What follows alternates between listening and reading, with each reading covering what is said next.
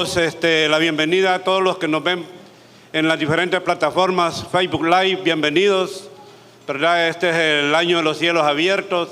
Esperamos que Dios sea de bendición en cada uno de sus hogares y que la palabra de hoy que vamos a compartir le llene sus casas de mucha, pero mucha bendición. Y sobre todo, que la palabra que se va a hablar sea un rema en cada una de sus casas. Bienvenidos, hermanos, vamos a hablar de la palabra y tenemos un tema que a mí no podemos dar un tema muchas veces que no lo vivimos. Y cuando lo vivimos muy poco, somos confrontados a través de la palabra. Y el tema que vamos a desarrollar este día se llama Buscando la paz de Dios. Buscando la paz de Dios. Y es muy común que entre nosotros que se diga: hey, hermano, usted necesita paz. Hermano, tenga paz. Hermano, no pierda la paz. Son frases muy comunes que nos ha dicho muchas veces cuando en diferentes circunstancias de nuestra vida hemos perdido el control muchas veces de nuestro temperamento por diferentes situaciones, ya sean en nuestra casa, ya sean en nuestro trabajo, sea en nuestros ministerios muchas veces, ¿verdad? En el campo donde nos movamos muchas veces perdemos la paz, ¿verdad? Pero el problema de todo esto es no encontrarla, ¿verdad? Vivir como que la paz no va a llegar a nuestra vida. Y quizás ese es el caso de muchos hogares, hermanos, en el mundo y muchas veces dentro de la iglesia, lastimosamente lo voy a decir. Pero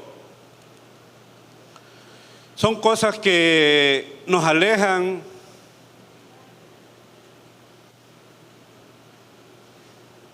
de Dios, son cosas que contristan el Espíritu Santo que vive en nuestro interior, son cosas que alejan muchas veces el milagro que está para la vida de cada uno de ustedes, hermanos.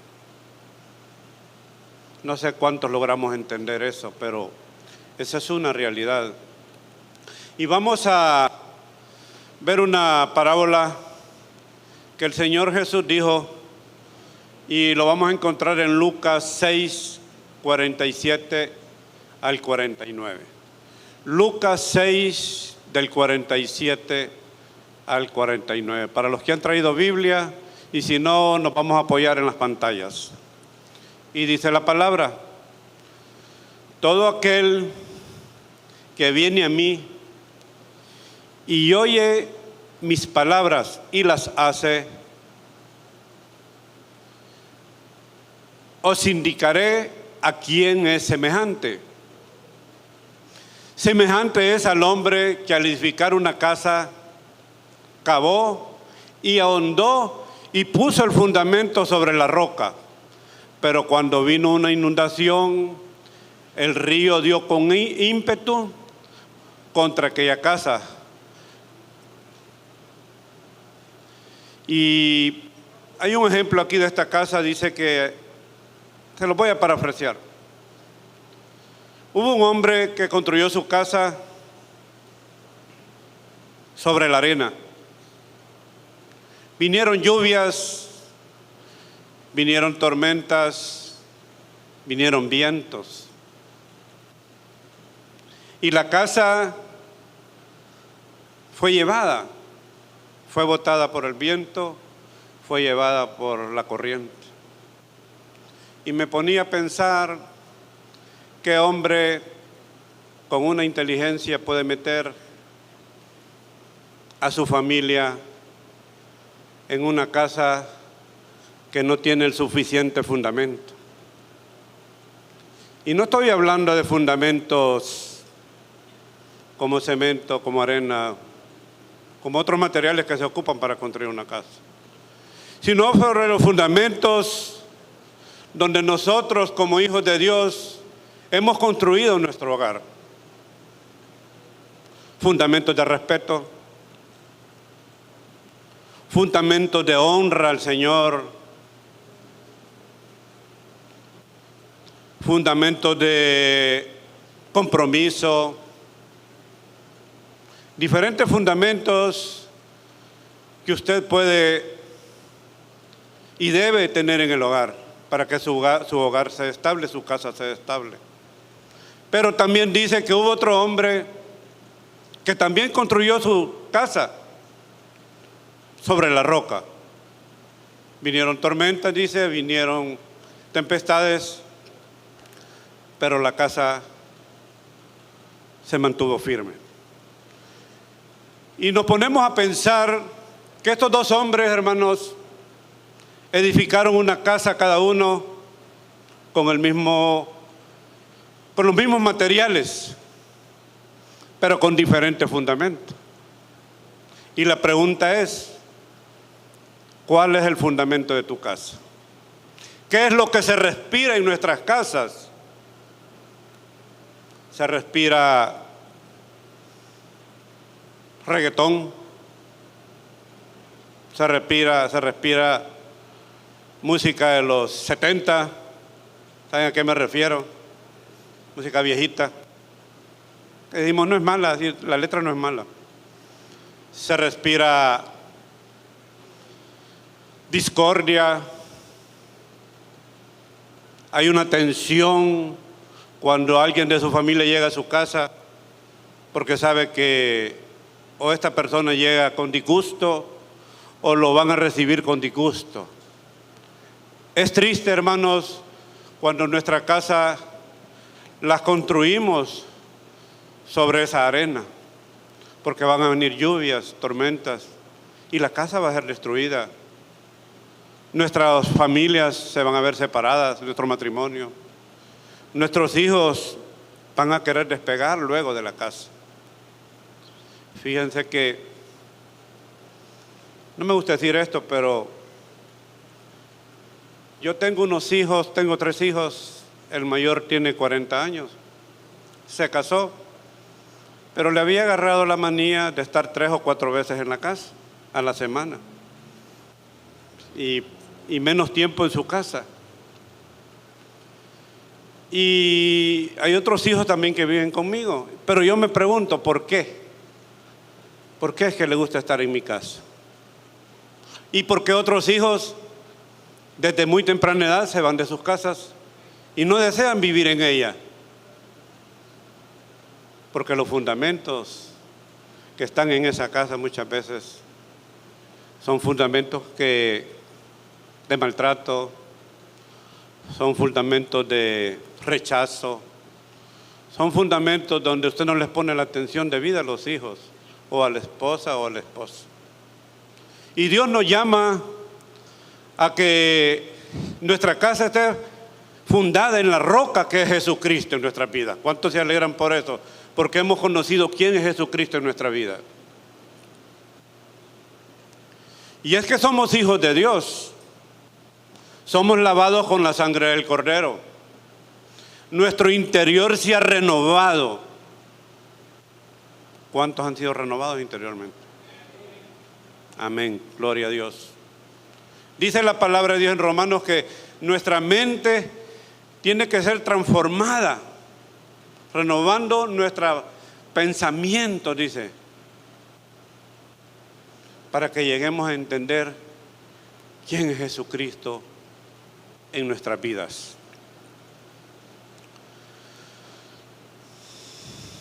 Nosotros, hermanos, tenemos que tener cuidado de los fundamentos en que construimos nuestros hogares. Mucho, pero mucho cuidado, ¿verdad? Tener cuidado en nuestra familia, cómo lo estamos educando, de nuestros negocios, qué tratos hacemos si no trabajamos con la cachada.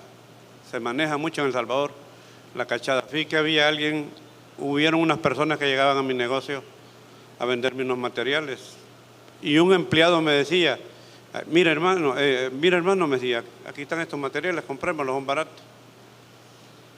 Pero la segunda vez llegó con otros materiales iguales. Y yo le pregunté, ¿y esos materiales?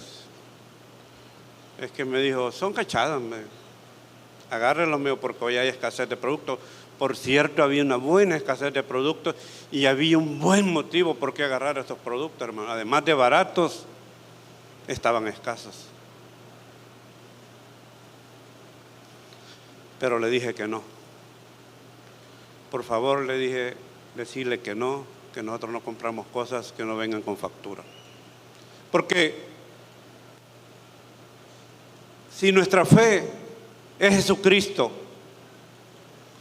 si el Cristo que anduvo sobre la tierra nos mostró una forma diferente de vivir, porque Él fue 100% humano, y nosotros que somos hijos de Dios, nosotros que hemos sido lavados con su sangre, nosotros que hemos experimentado la llenura del Espíritu Santo, no puede ser que en nuestros negocios, en nuestros trabajos, andemos con esos trueques, esas mal llamadas cachadas, porque al final decimos, van a traer un beneficio a nuestra vida.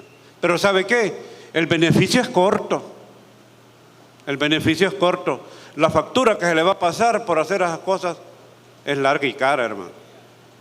Debemos de tener mucho cuidado con eso, ¿verdad? Y muchas veces nuestros sueños, ¿en qué están basados nuestros sueños? ¿Qué es lo que sueña cada uno de los jóvenes aquí? ¿En ser doctor? ¿En comprarse un buen carro, ser un buen ingeniero? ¿O irse para los Estados Unidos? ¿Qué sé yo? Son sueños buenos, claro que son sueños buenos. Y uno de padres se alegra cuando sus hijos quieren progresar. Y yo siempre digo que los hijos tienen que sobrepasar el estatus social en la que uno vive. Porque para eso son llamados, para eso han sido enseñados, para eso han sido instruidos. Hoy hablaba yo con un pastor que va para Kenia, África, y yo me congregué en esa iglesia mucho tiempo, y a un viaje misionero, y me dice, lo he visto hermano ahí en la iglesia Ágape, cuénteme cómo es. Y le empecé a contar cosas, como Dios ha llenado las expectativas con las que yo vine a la iglesia, aquí a la iglesia, y con las expectativas que cada uno ha venido a la iglesia, hermano. Porque de esta iglesia usted no se va a ir vacío, de esta iglesia usted se va a ir lleno de la palabra de Dios, si usted es un perfecto receptor de lo que aquí se habla y de lo que aquí se enseña. Y le decía que le conté de mi pastor general, ¿verdad? Y que le damos, que había, perdone pastor que estaba hablando de usted, y que le habíamos estado ahí contentos porque había cumplido 80 años, pero que había dejado un legado muy grande. Y era su hijo y su hija. ¿Cuál es el fundamento de la casa de nuestro pastor? Jesús. Jesús. Jesús es la roca de nuestro fundamento. Y cualquier sueño, cualquier cosa que usted emprenda, si su fundamento es la roca de Jesús, no va a haber viento, no va a haber tempestades, no va a haber río que destruya su negocio, que destruya su familia, que destruya sus sueños y que destruya todo aquello que usted quiere construir y agradar con ello el reino de Dios. Dice, ¿cuántos cristianos viven hoy deprimidos? ¿Cuántos cristianos no disfrutan la palabra? Porque déjeme decir, hay muchos cristianos deprimidos, hermano. Porque no hay paz. Porque no hay paz en sus corazones. No disfrutan la palabra. No saben encontrar la paz de Dios ¿Por qué no saben encontrar la paz de Dios? Porque la perdieron. Porque un día estuvo la paz de Dios en sus corazones, pero la perdieron por un problema, por una situación que se dio en su ministerio, por un arranque de ira que hubo en su hogar, por X, Y razones, hermano. Y perdemos la paz del Señor. Y dice en Juan 14:27, mas el Consolador, el Espíritu Santo, quien el Padre enviará en mi nombre, Él os enseñará todas las cosas. Dice que el Consolador, el Espíritu Santo de Dios, el que vive en usted y en mí, hermano, Él os enseñará todas las cosas. Y os recordará, dice, todo lo que yo os he dicho. Óigame, el Espíritu Santo nos va a recordar todo lo que el Señor nos ha dicho. Por eso es que no podemos ser cristianos mediocres, hermano. Por eso no podemos ser cristianos que pasemos raspaditos, que apenitas. Van a llegar problemas, vamos a tener situaciones fuertes muchas veces en nuestras casas, porque eso es inevitable. Eso es parte de los procesos que vive un cristiano para que llegue a madurar y entender que a través de esos procesos y de esas tribulaciones vamos a ver la luz de Cristo en nuestras vidas. Eso es entendible, pero teniendo el Espíritu Santo en nuestra vida es que nos va a hacer recordar todo lo que Él dice, nos ha enseñado a través de la palabra. Y dice más adelante, la paz os dejo, mi paz os doy. La paz, dice, os dejo.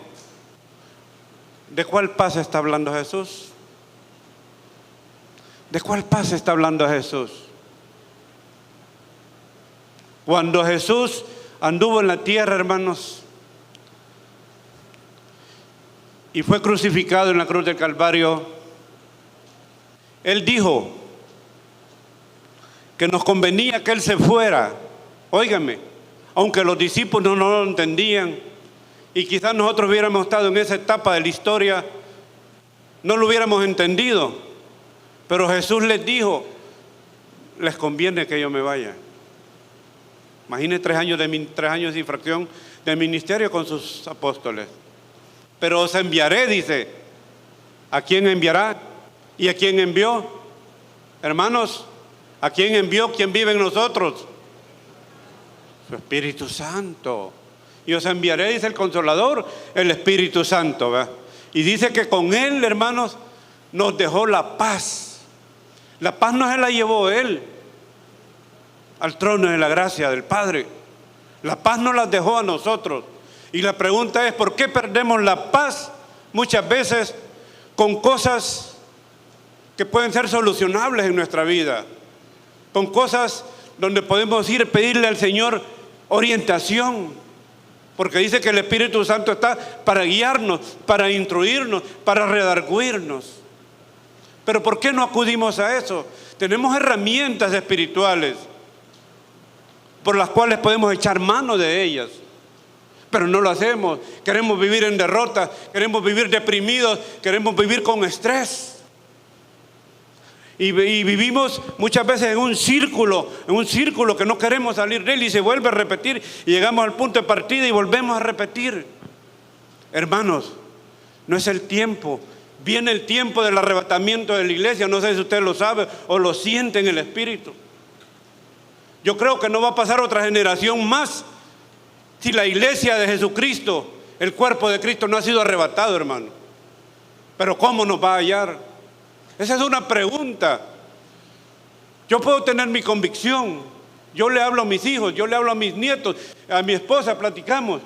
Pero esa es cuestión individual de cada uno. Por eso es mi reto y la pregunta que le hago a cada uno de ustedes. ¿Cómo está usted? Si el arrebatamiento fuera hoy, fuera mañana, fuera dentro de un año, ¿cómo está preparado espiritualmente? ¿Cuál es la paz con la que usted se maneja en este mundo? ¿Cómo lo reciben en su casa? ¿Cómo lo reciben en su trabajo? ¿Sobre qué está fundada su casa? ¿Está fundada sobre la roca? ¿Está fundada sobre la arena?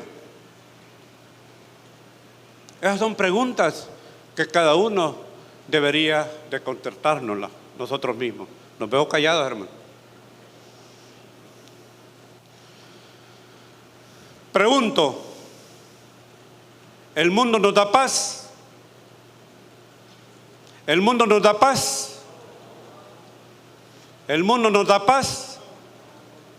Sí, el mundo nos da paz. No, el mundo nos da paz, pero es una paz momentánea, hermano. Es una paz momentánea que yo tengo deuda y viene un amigo y me dice, mira, te veo con un problema. Sí, fíjate que no tengo $1000 para esto. Toma, yo te lo puedo dar. Sí, me llegó la paz en el momento. Pero cuando no tengo cómo pagarle, ¿qué hago? Cuando un hijo de nosotros se gradúa, hermano, saca una su carrera que ha costado años, que ha costado dinero, llega la paz del mundo. Y él se siente, ¿verdad?, que no cabe en el mundo, en El Salvador. Se siente realizado. Pero ¿qué pasa cuando no haya trabajo? Se pierde la paz, empieza a decir, ¿para qué agarré esta carrera? Pues yo te dije que no. Y empezamos nosotros a perder la paz del Señor. Pero hay otra paz, una paz que no es temporal. Es la paz que Cristo nos dio a nosotros, a cada uno de nosotros. Entonces, ¿cuál es la paz que tenemos que buscar día con día? La paz de Dios, porque la otra paz es momentánea.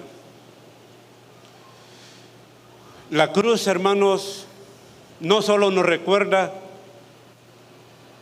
que fuimos perdonados, sino también nos recuerda que somos hijos de Dios, y como hijos de Dios tenemos derecho a la misma paz que Jesús tuvo aquí en la tierra. Óigalo, la cruz nos recuerda que somos perdonados y que somos salvos, pero también nos recuerda que esa paz que Él tuvo en la tierra es para cada uno de nosotros, hermano.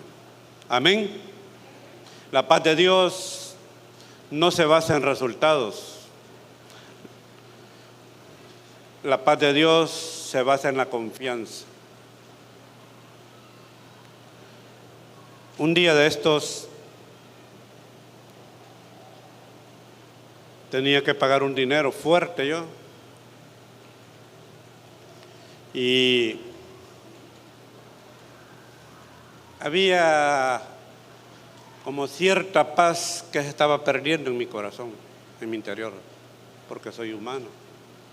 Tenía que pagar empleados, tenía que pagar unas deudas, alquileres, en fin, y llevar para la casa, para que me reciban. No, siempre me reciben. Pero como yo pasé un proceso duro durante la pandemia, donde prácticamente me vi sin nada, y que lo único que me quedó, y que fue lo mejor que yo, la decisión que pude tomar, porque conocí al verdadero Cristo de gloria en mi vida, hermano. Porque tuve una revelación en la intimidad con Dios en mi vida. Porque fui confrontado con el poder de Cristo en mi vida. Entonces vino esta situación y dije, 3 días sin vender, son como, no sé, $400 diarios solo para pagar, sin llevarme nada a la bolsa. Ya con 3 días son 1200, ¿y qué voy a vender? Pero sigo confiando en el Señor, Es que esa es la paz. La paz se basa en la confianza en quien hemos depositado nuestra fe. Esa es la paz a lo que nosotros hemos sido llamados, hermanos. El problema es que muchos cristianos, hermanos, pierden la paz del mundo, pero también terminan perdiendo la paz de Dios en sus vidas. Yo veo que Vladi me lleva muy acelerado, así que vamos a... Hay una historia, hermanos, muy linda en Primera de Reyes 19:3. Primera de Reyes 19:3 dice: viendo pues el peligro, se levantó y se fue para salvar su vida, y vino a Berseba, que está en Judá, y dejó ahí ¿a quién? A su criado. Su criado se llamaba Jesse. Pero la antesala de esto es que Elías acababa de desafiar a más de 700 falsos profetas, profetas de Baal y profetas de Acera. Y Elías, en esa demostración del poder de Dios y de la unción que él tenía en su vida, hizo que bajara fuego, ustedes saben la historia, y que quemara el holocausto, desafiando a cada uno de esos falsos profetas. Y dice la palabra que los mató a todos. Imagínense el poder, las fuerzas, el ánimo que este hombre sentía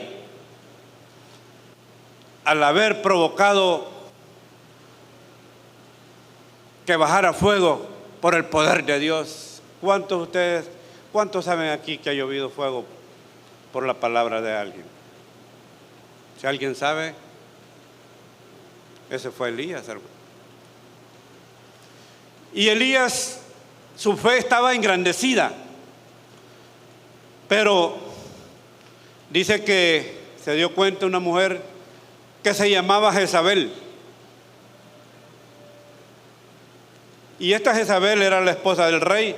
Y dice que le manda un mensajero a Elías diciéndole: oigan, así me hagan los dioses y aún me añaden, si mañana a estas horas yo no he hecho con tu vida como has hecho con la vida de ellos. ¿Qué creen que hizo Elías? Dijo: manda fuego, Señor, destruye a esa mujer adúltera, fornicaria. No, ¿sabe qué? Perdió la paz.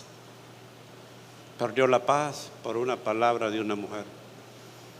¿Cuántas veces nosotros hemos perdido la paz, hermanos, por cosas que no valen la pena?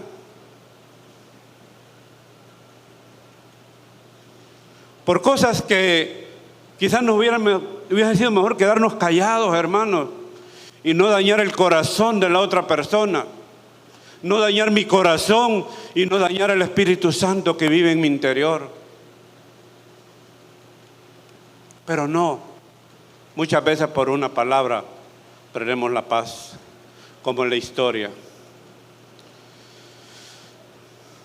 Dice que se fue para salvar su vida, imagínense, huyó a Berseba. Berseba significa pozo, Berseba significa agujero. Y dice que dejó allí a su criado, hermano. El criado que le había servido, el criado que había andado con él. Aunque no era muy buena persona, porque si usted lee la palabra, Jesse hizo sus cositas, ¿verdad? Pero era el criado. Y dice que lo dejó allí. Y es que ¿sabe qué? Cuando perdemos la paz, perdemos personas, perdemos amigos, perdemos familias, perdemos ministerios. Cuando perdemos la paz, nos estamos destruyendo nosotros mismos y muchas veces destruimos a aquellos que están a nuestro alrededor, hermano.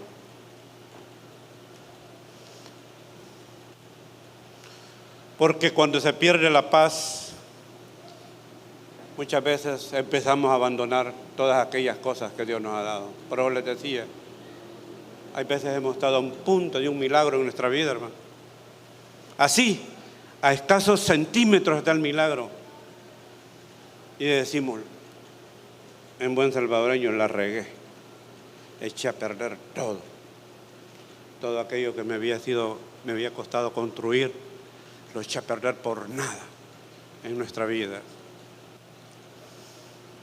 Y es que Cuando perdemos la paz,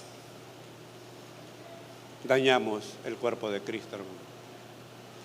Primera Reyes 19:4 dice: y él se fue por el desierto un día de camino, y vino y se sentó debajo de un enebro, y deseando morirse, dijo: basta ya, oh Jehová, quítame la vida, pues no soy mejor que mi padre. ¿Cuántas personas, porque han perdido la paz, no han deseado morirse, no han deseado suicidarse, no han deseado dejar la carrera que les ha costado, que están a un año de terminarla muchas veces? ¿Cuántos nosotros hacemos todas estas cosas? Y dice que basta ya, le dijo Jehová, quítame la vida, pues no soy mejor que mis padres. Y una pregunta, hermanos: ¿qué mal le había hecho Dios a Elías para que se enojara contra él? Para que le reclamara, para que le dijera: no soy yo mejor que mis padres.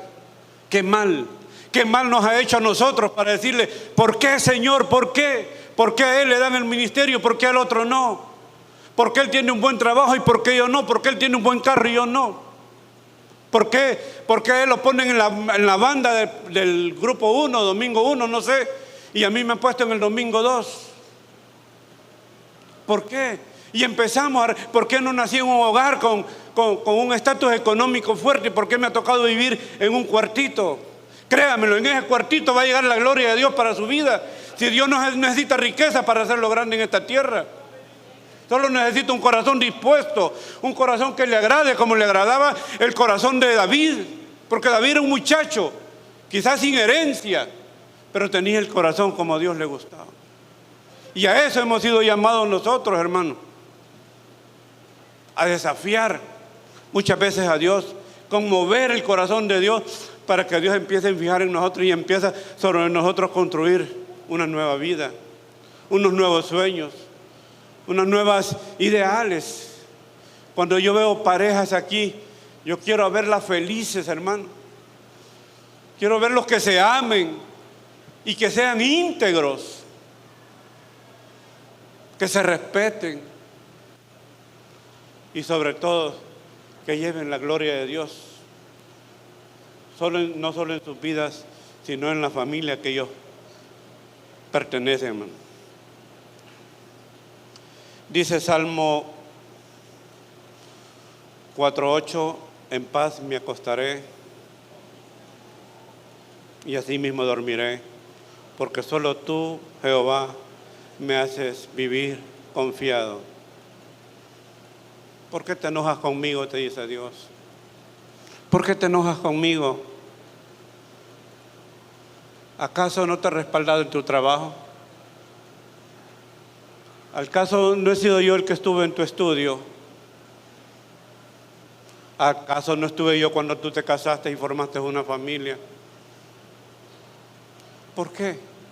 ¿Por qué te enojas conmigo?, dice el Señor, y dices: voy a dejar mi ministerio, me voy a ir para otra iglesia, porque ahí solo gente arruinada va. Créamelo, si usted fue para otra iglesia, arruinó también la otra iglesia, porque no tenemos la paz de Dios en nosotros.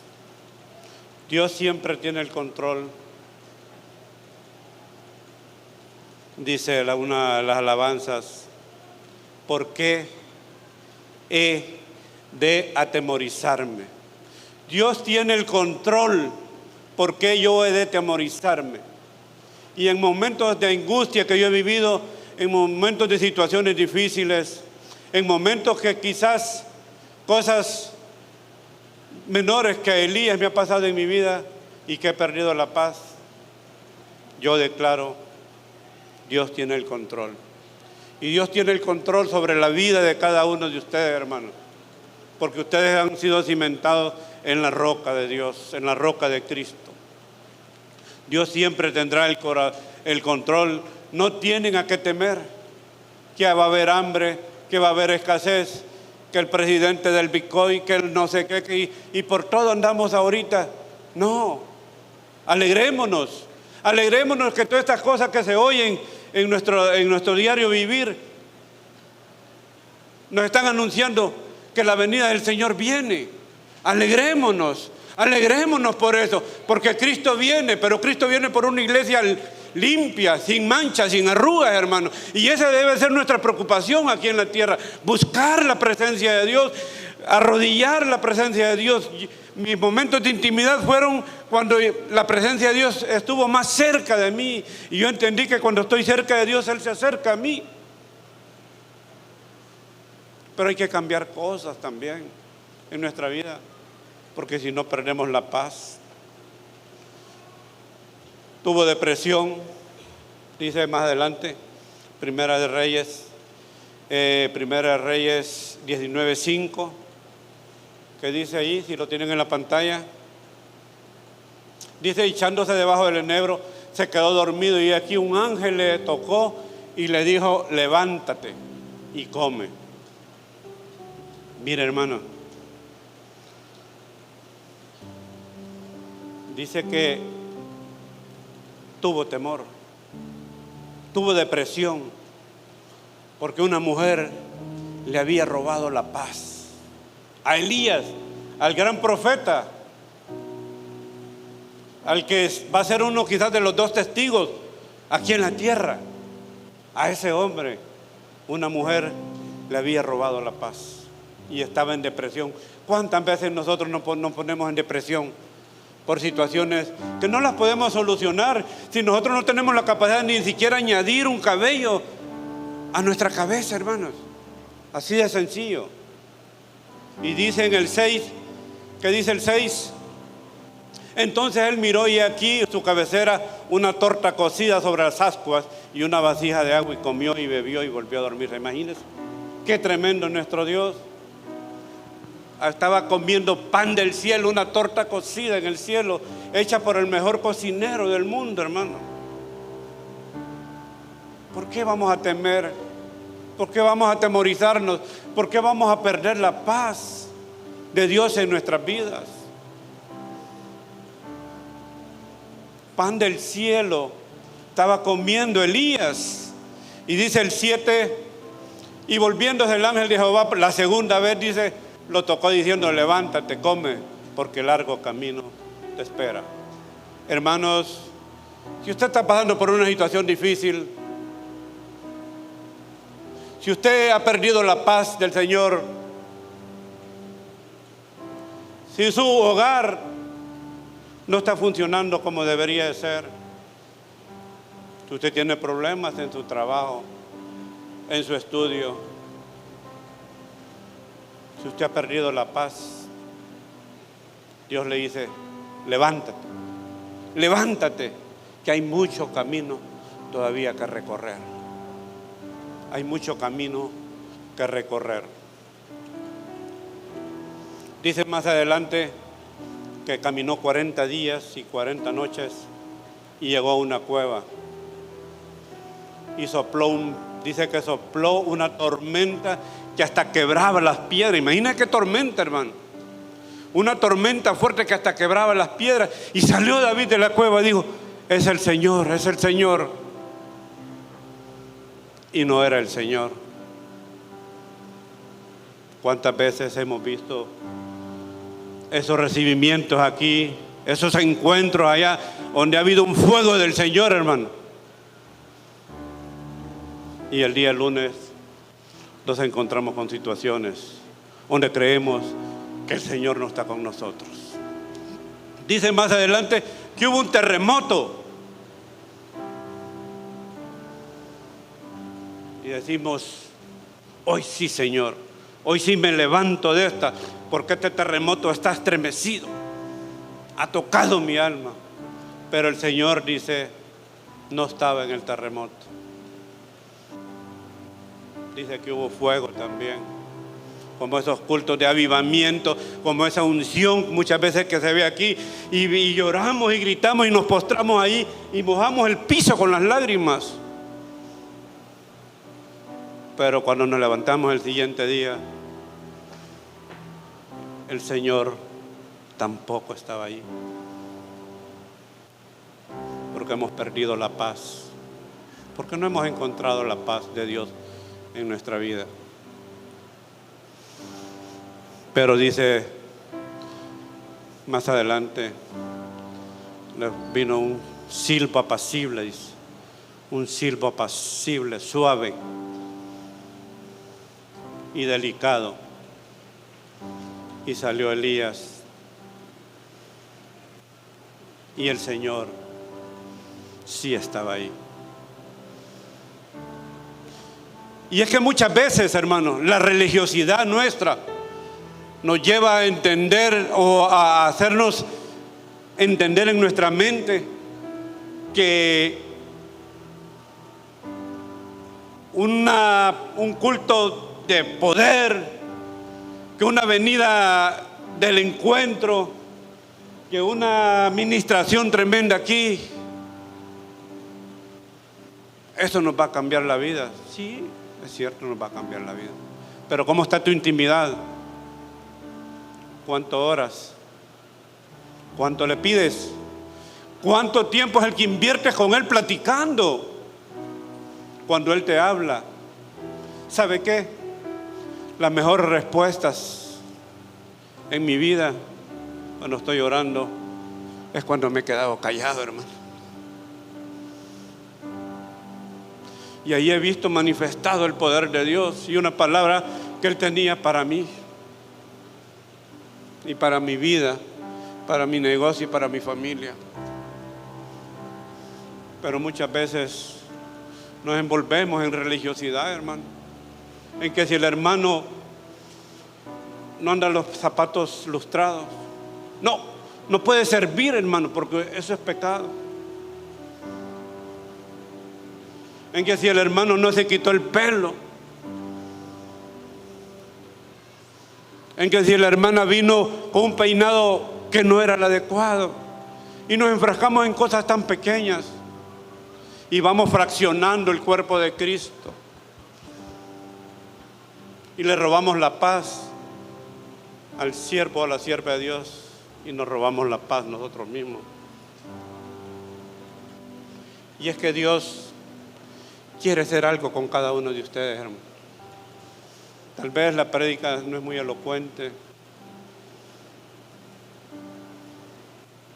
no es muy llena de fulgor, pero es la palabra de Dios. Y Dios nos ha mandado, hermanos, a que nos mantengamos puros.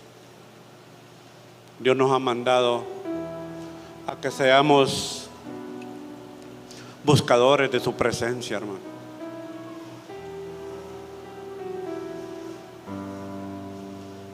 No sé cuántos aquí han perdido la comunión con el Señor. No sé cuántos aquí no han aceptado a Jesucristo como su Salvador. Este es el día que el Señor ha hecho para cada uno de ustedes. Pase al altar, hermano, si va a aceptar o si va a reconciliar, porque no tenemos control de nuestra vida. Muchas veces decimos, es que soy joven, tengo mucho que vivir. Es una respuesta equivocada, porque nosotros no tenemos el control de nuestra vida. El control solo la tiene Dios. Y como les decía al principio, por todo lo que se está dando en el mundo, no en El Salvador, en el mundo, hermanos, preparando ya la antesala del anticristo. ¿No cree que es tiempo de meditar, de pensar, de decir y de actuar? ¿Qué estoy haciendo con mi vida? ¿Cómo estoy yo viviendo mi vida? ¿Cómo vivo en mi hogar? ¿Cómo vivo en mi trabajo? ¿Cómo manejo yo los ministerios o en los ministerios que yo trabajo? ¿Quieren conocer al Cristo de gloria? Al Cristo que tiene el control de todo, hermano. ni una hoja cae si no es la voluntad de Él.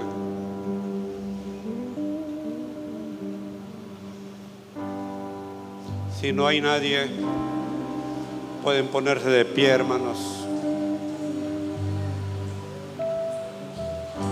Y llévese esto en la memoria, pero también bienvenido, hermanos, pero también lléveselo en el corazón. Dios de pactos que cumple su promesa. Un Dios de pactos que no nos va a dejar abandonados. Un Dios de pactos que va a cumplir todo lo que Él ha dicho sobre la vida de cada uno de nosotros. Porque todos tenemos un destino, hermano. ¿Sabe qué? Todos tenemos un destino. Y todos tenemos un destino eterno. Pero usted tiene el poder de escoger a qué destino quiere ir.